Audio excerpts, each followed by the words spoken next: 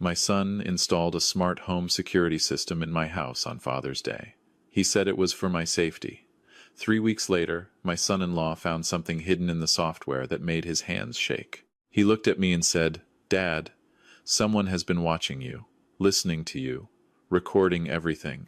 I thought he was exaggerating. I thought there had to be an explanation. But when I discovered what my own son had been planning for months, I realized that Father's Day gift was never about keeping me safe.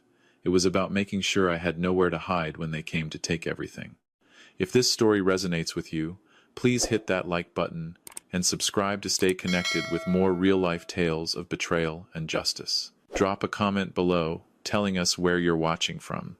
Quick note, while some details have been changed to protect privacy, the lessons and warnings in this story are very real. Any similarity to actual names or places is purely coincidental. I turned 71 on a Thursday in early June, and the summer had finally arrived in Burlington after one of those stubborn Ontario springs that refuses to let go. I woke up in the house my wife Patricia and I had bought 43 years ago, the same house where we raised our children, celebrated anniversaries, and weathered every storm life threw at us. Patricia passed 3 years ago, breast cancer, 18 months from diagnosis to the end. Some mornings I still reach for her side of the bed before I remember. The coffee maker clicked on at 6:30. I'd programmed it to do that because Patricia always had coffee ready when I came downstairs, and I couldn't bear the silence of a kitchen without that familiar sound. I poured myself a cup and stood at the window, watching the sun climb over the neighbors' rooftops. At my age, mornings feel like small victories. My phone buzzed on the counter. A text from my son Gregory. "Happy birthday, Dad. Coming over this afternoon with a surprise. Hope you're free." Free, as if a 71-year-old widower living alone had a packed social calendar. Gregory arrived around 2 o'clock with his wife Amanda. They came through the front door carrying boxes, smiling wide, that particular kind of smile that felt rehearsed even then, though I didn't want to admit it. "Dad, we've been worried about you," Gregory said, setting down a large box on the kitchen table. "Living alone at your age. We wanted to do something to help you feel more secure." I looked at the boxes. Smart home equipment, a video doorbell system, indoor cameras, a voice-activated speaker, motion sensors for the doors. The packaging promised peace of mind, 24-hour monitoring, the ability to check on your home from anywhere. It must have cost them $2,000 at least. "This is too much," I said. "I don't need all this." Amanda put her hand on my arm. She had a way of touching you that felt both intimate and clinical, like a nurse taking your pulse. "Harold, we'd feel so much better knowing you're safe. You can see who's at the door without getting up. If anything happens, help is just a voice command away. We'll set it all up for you," Gregory added. "You won't have to do anything." They spent the next 3 hours installing cameras, connecting devices, running wires. I made sandwiches and watched them work, feeling both grateful and somehow diminished. When did I become someone who needed to be monitored? "There," Gregory said finally, wiping his hands on his jeans. "All done. The app is on your phone. You can see all the camera feeds, talk to visitors at the door, even lock and unlock the house remotely." He showed me how to use it. The interface was simpler than I expected. I could see my front porch in crisp detail, my living room from 2 angles, even the backyard where Patricia's garden still bloomed every spring. "Thank you," I said, and I meant it. "This really is thoughtful." Gregory hugged me. "You're our dad. We want to take care of you." After they left, I walked through the house, looking at the little black cameras mounted in corners, the sleek doorbell with its glowing ring, the smart speaker sitting on my kitchen counter. The house felt different, safer, I told myself, protected.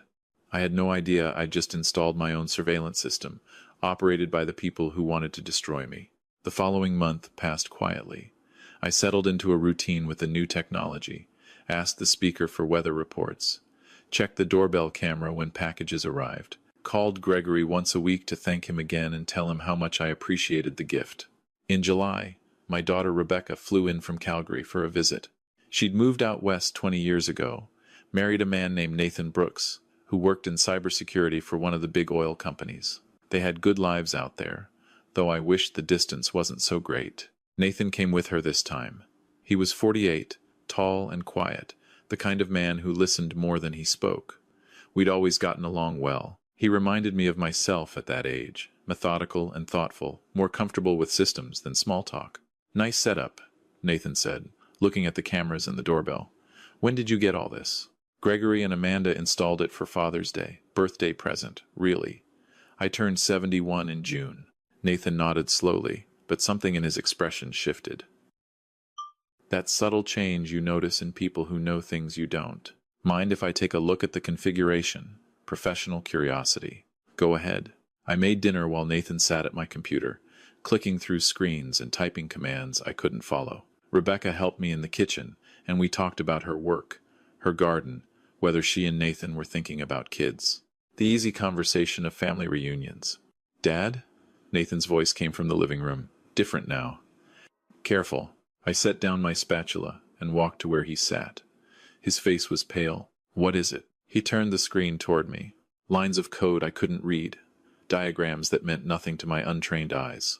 This system has a secondary access channel. Someone besides you can view all the camera feeds, listen through the microphones, even access your network traffic. That's probably the monitoring service. Gregory said it came with professional monitoring. Nathan shook his head. This isn't a monitoring service. This is a backdoor. Someone configured this before it was installed. They can see everything you do, hear everything you say, probably access any device connected to your home network. The room felt suddenly smaller. What are you saying? I'm saying someone is spying on you, Dad, through your own security system. And whoever set this up knew exactly what they were doing. Rebecca had come to stand beside me. Her hand found mine. Who installed this? Nathan asked quietly. I couldn't make myself say it. Couldn't form the words. My son. My firstborn child. The baby I'd held in the hospital 47 years ago, promising Patricia I'd protect him forever. Gregory, Rebecca said. Her voice was barely a whisper. Gregory and Amanda installed it. Nathan's jaw tightened. He looked at me with something between sympathy and resolve. We need to call the police. I wasn't in my living room anymore. I was standing in the backyard on a summer evening 30 years ago. Gregory was 17, home from his first year at university, helping me rebuild the deck that had finally rotted through. We worked side by side in comfortable silence, the way men do when words aren't necessary. Dad, he'd said, driving a nail with the easy confidence of youth. Thanks for always being there. I know I don't say it enough. You don't have to say it. I know. He'd grinned at me then, sawdust in his hair, my wife watching from the kitchen window. I'm going to take care of you when you're old. Just like you took care of us. The memory dissolved. I was back in my living room, 71 years old, discovering that my son had turned me into a surveillance target. Make the call, I said. Detective James Kowalski was in his early 50s, broad-shouldered, with the weathered face of someone who'd spent decades seeing the worst of human nature. He met us at the Hamilton Police Service's Financial Crimes Unit 2 days later. Nathan had documented everything he'd found, organized it into the kind of report that investigators could actually use. Kowalski reviewed the materials carefully. He asked Nathan technical questions that went over my head, nodded at the answers, made notes in a small leather notebook that looked like it had seen better days. Mr. Bergman, he said finally, turning to me, your son-in-law is correct. This system was configured as a surveillance tool before installation. Someone has complete access to your home environment. Audio, video, network traffic. He paused. This isn't amateur work. This is deliberate and sophisticated. What does that mean? It means someone is gathering intelligence on you. Your routines, your communications, your financial activities. He leaned forward. Mr. Bergman, do you have significant assets? Property? Investments? Insurance policies? I thought about it. Patricia and I had been careful with money. 40 years as an accountant taught me the value of planning. The house was worth close to $2 million in today's market. We had investments, retirement savings, a pension from my years at the firm, and yes, life insurance. $800,000, split between my 2 children. I'm comfortable, I said. Not wealthy, but comfortable. Kowalski nodded like he'd expected exactly that answer. In my experience, when family members install surveillance on elderly relatives, there's usually a larger scheme in motion. They're gathering information for something. Elderly relatives. The word stung. When did I become elderly? When did I become someone to be managed and exploited? What kind of scheme? Financial exploitation, power of attorney abuse, Guardianship fraud. He listed them methodically. Someone wants control of your assets, and they're building the foundation to take it. Nathan spoke up. Can you investigate without tipping them off? That's exactly what we need to do. Mr. Bergman, I'm going to ask you to do something difficult. I need you to act normal. Keep using the system as if nothing has changed. Let them think their surveillance is still secret. You want me to pretend I don't know. I want you to protect yourself. Give us time to find out what they're planning. Can you do that? I looked at Rebecca, at Nathan, at the detective who'd seen this story play out too many times before. I can do that. I drove home that evening with a weight in my chest I hadn't felt since Patricia's diagnosis. The house looked the same as always. Patricia's roses blooming by the front door, the fresh paint I'd applied last spring. But now I saw the cameras differently. They weren't protection. They were eyes, watching me, recording me, reporting back to my son. That night I sat in my living room and talked to myself. Not loudly, just conversational, the way old people do when loneliness becomes a permanent companion. Been thinking about the house? I said to no one, knowing someone was listening. Getting harder to keep up with everything. Maybe I should think about making some changes. Getting my affairs in order. The words tasted like betrayal. I was setting a trap for my own child. The next morning, I added more bait. Standing in the kitchen, phone nearby, I muttered about forgetting appointments. Mentioned being confused about my medications. Complained about how complicated everything had become since Patricia passed. I was building a character. The forgetful old man. The confused widower who couldn't manage his own life. I was giving them exactly what they wanted to hear. Gregory called that afternoon. Dad, how are you feeling? You sounded a little tired when we talked last week. Oh, you know how it is. Some days are better than others. Getting older isn't for the faint of heart. I've been worried about you. Amanda and I were talking, and we think maybe it's time to discuss some options. Options? Just planning. Making sure you're taken care of. We could come by this weekend, help you organize some things. That would be nice, son. I could use the help. After I hung up, I called Detective Kowalski and reported the conversation, word for word. Gregory and Amanda arrived on Saturday with folders full of documents. They spread papers across my kitchen table while I made coffee, playing the role of the grateful father who was finally accepting help. We've been doing some research, Amanda said. She always took the lead in these conversations. Gregory deferred to her in everything. There are some really nice communities nearby, places that take care of everything for you. I looked at the brochures. Assisted living facilities, memory care units, places where they store the elderly until we stop being problems. And I've been talking to a lawyer, Gregory added, not quite meeting my eyes, about setting up a power of attorney, just as a precaution, so someone can help manage things if you ever need it. Power of attorney, I repeated slowly, as if the concept confused me. It's standard planning, Amanda assured me. Everyone does it at a certain age. She slid a document toward me. Legal language dense as concrete. Lines for signatures at the bottom. I pretended to read it. This is a lot to take in. Can I think about it? Of course, Dad. Gregory's relief was palpable. No rush. We just want to help. After they left, I photographed every document, sent the images to Detective Kowalski. Then I went to the basement and started going through boxes I hadn't touched in years. Patricia had been the organized one. Every important document filed and labeled, every receipt saved, every record preserved. After she passed, I couldn't bring myself to disturb her system. It felt like erasing her. Now I went through everything methodically. Insurance policies, tax returns, bank statements, property records, years of accumulated paperwork, the financial archaeology of a lifetime. I found it in a box of miscellaneous documents, wedged between old medical records and expired warranties. A folder that didn't match Patricia's careful system. No label, just plain manila. Inside were papers that stopped my heart. Capacity assessment forms with my name and information, but with symptoms I'd never experienced. Memory loss, confusion, inability to manage daily activities. The boxes were checked in pencil, as if someone was practicing for an appointment that hadn't happened yet. Guardianship petition templates. Ontario government forms for having someone declared incapable. My personal details already filled in. Financial summaries. Printouts of my bank accounts, my investment portfolio, the deed to my house.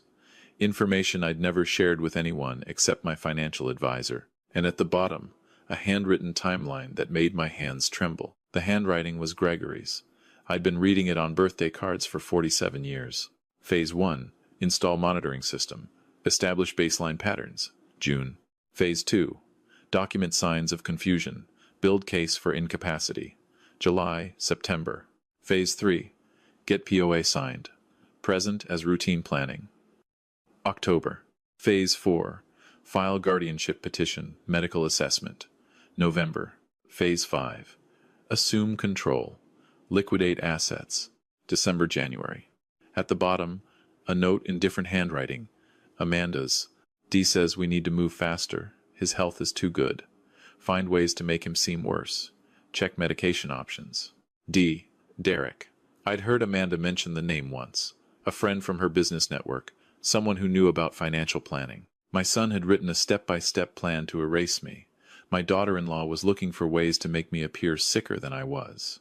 And someone named Derek was orchestrating the whole thing. I stood in that basement for a long time, holding papers that proved my own child wanted to destroy me. Then I called the detective. I found everything, I said. The whole plan. Detective Kowalski moved fast after that. Within a week, his team had identified Derek Hollis, Amanda's financial advisor friend. The man had a record, 5 years, in a British Columbia correctional facility for elder financial abuse. He'd targeted a widow in Victoria, gained her trust, convinced her daughter to help him drain her accounts. Nearly $300,000 before he was caught. He's a specialist, Kowalski explained when we met at the station. Finds families with elderly relatives and significant assets, usually recruits someone close to the target. A child who's in financial trouble, who can be convinced that exploiting their own parent is somehow justified. Is my son in trouble, financially? Kowalski nodded slowly. We've been looking into their background. Gregory and Amanda opened a restaurant in Mississauga 4 years ago. High-end place. Expensive location. It failed within 18 months. They're currently carrying over $400,000 in debt. Credit cards maxed out.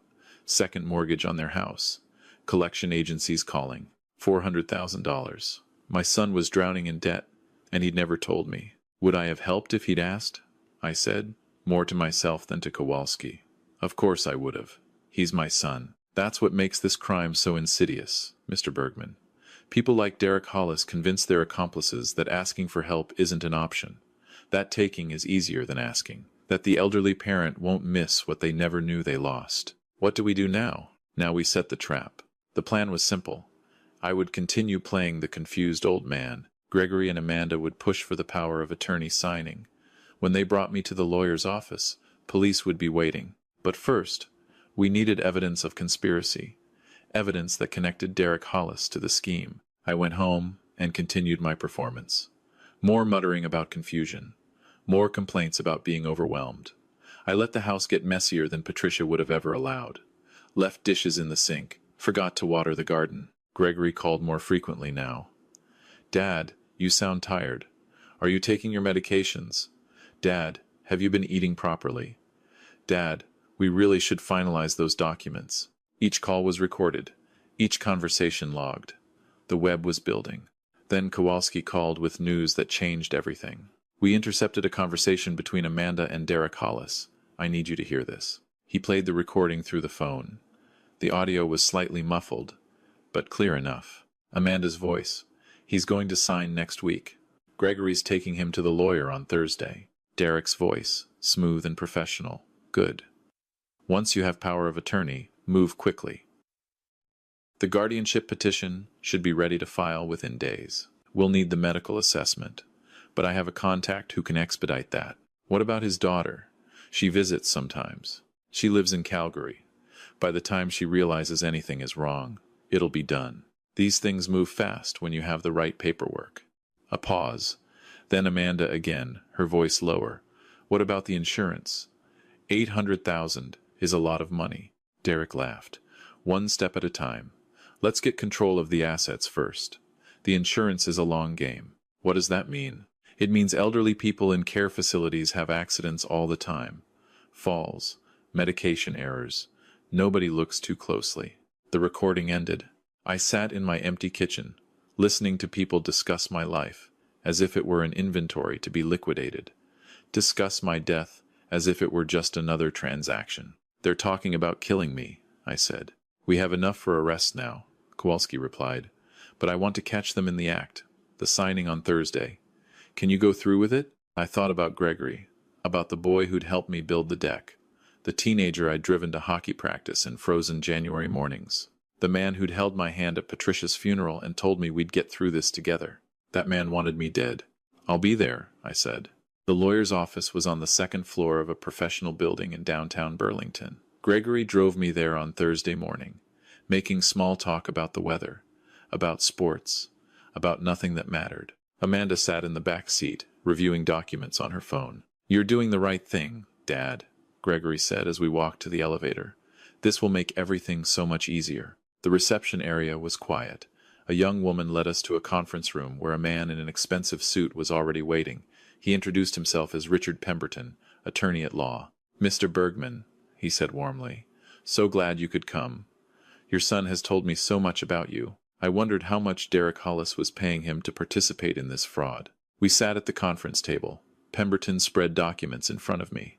Power of attorney forms, healthcare directives, banking authorizations, everything someone would need to take complete control of another person's life.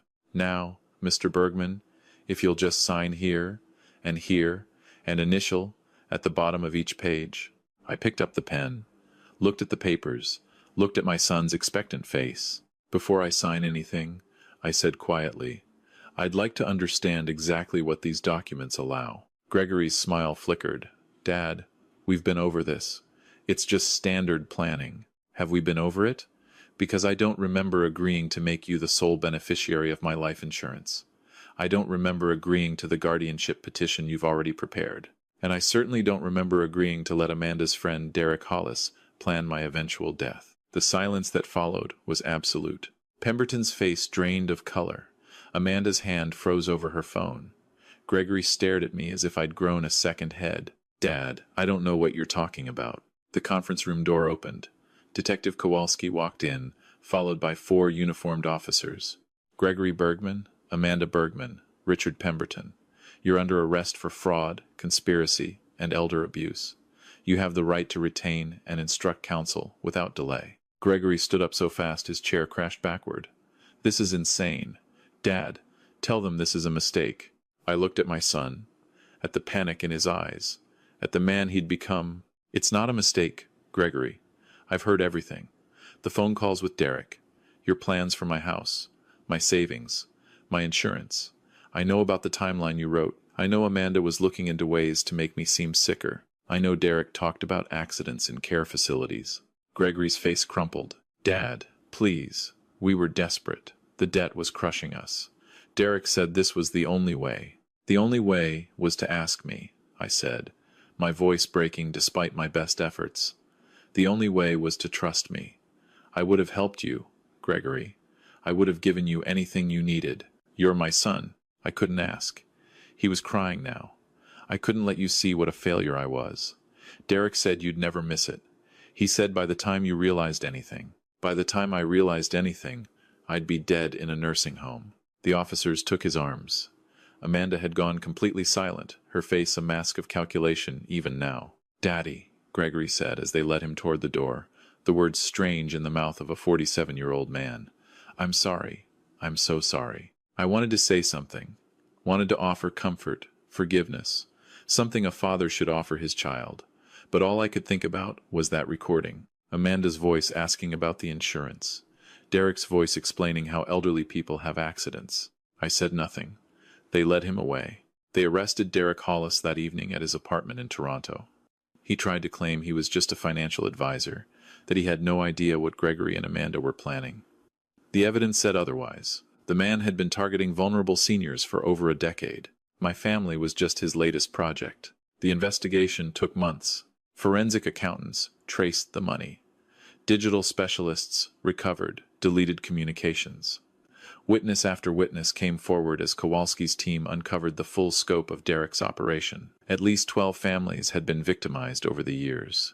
3 elderly people had died under suspicious circumstances in care facilities Derek had recommended. The trial was in February. I attended every day. I needed to see it, needed to understand how the little boy I'd raised had become a man capable of plotting his father's destruction. Derek Hollis received 15 years in federal prison, multiple counts of fraud, conspiracy, and under new charges filed midway through the trial, 3 counts of criminal negligence causing death. The judge called him a predator who exploited family bonds for profit. Amanda received 4 years. She'd been Derek's active partner, recruiting her husband, researching methods to make me appear incapable, coordinating the technical surveillance. Gregory received a suspended sentence. 3 years of probation. Full cooperation with investigators had helped his case, as had his lack of prior criminal record and his obvious remorse. The judge acknowledged that he'd been manipulated by Derek and Amanda, though she made clear that manipulation was not an excuse. "You chose to betray your father," she said. "That choice has consequences." I filed a restraining order afterward. No contact, no calls, no letters. I changed my will, my insurance beneficiaries, my power of attorney. Rebecca handles everything now. Nathan set up new security systems, the real kind, ones that actually protect me instead of spy on me. The house feels different now, quieter. The cameras are gone, replaced by systems I control and understand. Patricia's roses still bloom every spring. Her ghost still walks these halls in my memory. Gregory writes me letters sometimes. They come through his lawyer, forwarded to Rebecca, who asks if I want to read them. I don't. Not yet. Maybe not ever. Some wounds don't heal. Some trust, once broken, can't be rebuilt. I turned 72 alone. Rebecca called.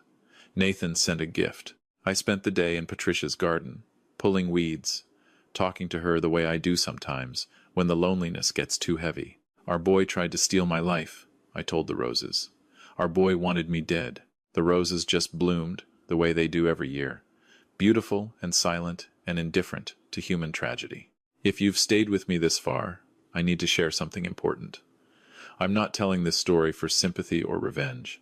I'm telling it because it could happen to anyone. Elder financial abuse is one of the fastest-growing crimes in Canada. According to the Canadian Anti-Fraud Centre, seniors lose hundreds of millions of dollars every year to fraud, and much of it is committed by family members. The people we trust most are often the ones who hurt us worst. Here are the warning signs I wish I'd recognized earlier. Pay attention. They might save you or someone you love. First, be cautious of expensive gifts that give others access to your home or information. Smart devices, phones, computers, security systems. If someone else controls the setup, someone else might control what it does. Always have an independent expert review any technology installed in your home. Second, watch for family members who suddenly show increased interest in your finances.